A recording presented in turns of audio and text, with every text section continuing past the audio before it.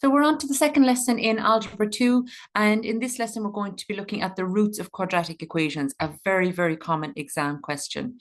So here we're going to be looking at what is the discriminant and how does it relate to quadratic graphs. We're going to be looking at the nature of quadratic roots. What do we mean by that word, nature of quadratic roots? And then we'll look at applying what we've learned to some more difficult questions. So first of all, let's look at what the discriminant actually is. So what you'll see here on the top is your fairly standard three-term quadratic. That is the general form of a trinomial or a three-term quadratic, ax squared plus bx plus c. And so we know from the last lesson that we can solve this quadratic equation by using what we call the minus b formula or the quadratic formula. So this should be familiar to you from the previous lesson. And if you don't know how to use the quadratic formula, you might want to go back and have a look at the first lesson in this module. Okay, so the discriminant then is this bit that I've highlighted in purple. All of this is the discriminant.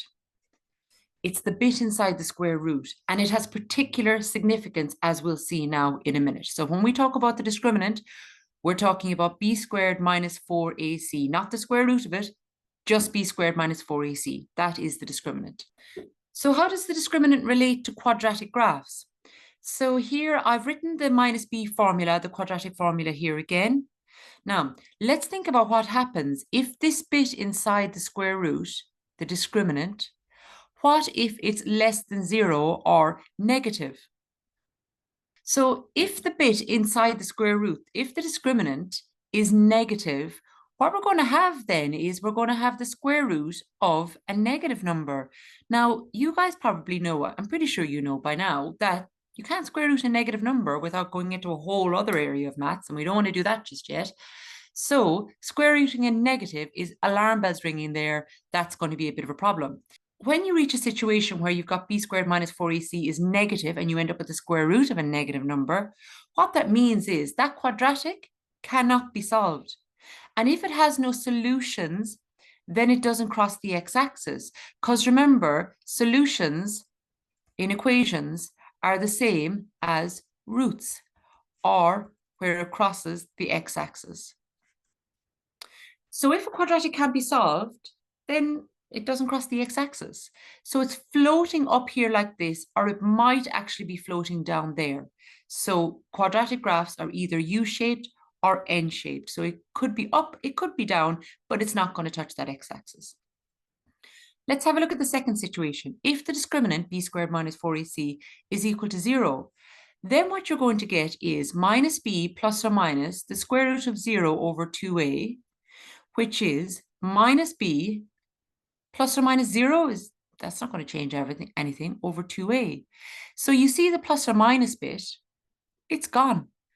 And if there's no plus or minus, then there's obviously only one solution.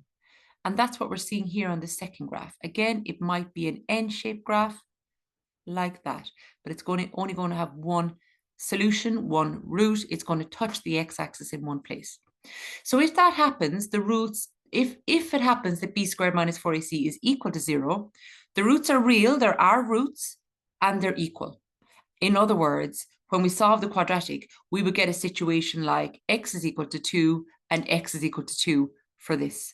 And if it's x is equal to 2 and x is equal to 2, then x is equal to 2. So we say they're equal, meaning that if we solve it, we get the same root twice, which means there really is only one root.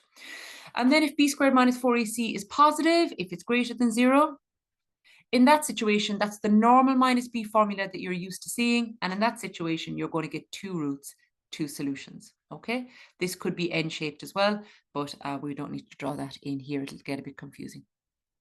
So these three things are very important. I've explained the reasoning behind them. For now on, though, you just need to memorize if b squared minus 4ac is negative, no real roots. Equal to 0, real equal roots. Positive, real unequal roots. Two real roots, two distinct roots. Those are different ways we can phrase it, okay? What's this thing with real? Real roots, no real roots. Remember I said a minute ago that if you've got the square root of a negative, it rings some alarm bells? It means you can't square root the negative, but there's a whole other branch of maths that you learn down the line. And in that, you deal with what happens when you do take the square root of -1. And it leads you down into this road of imaginary numbers as opposed to the real numbers we're dealing with here.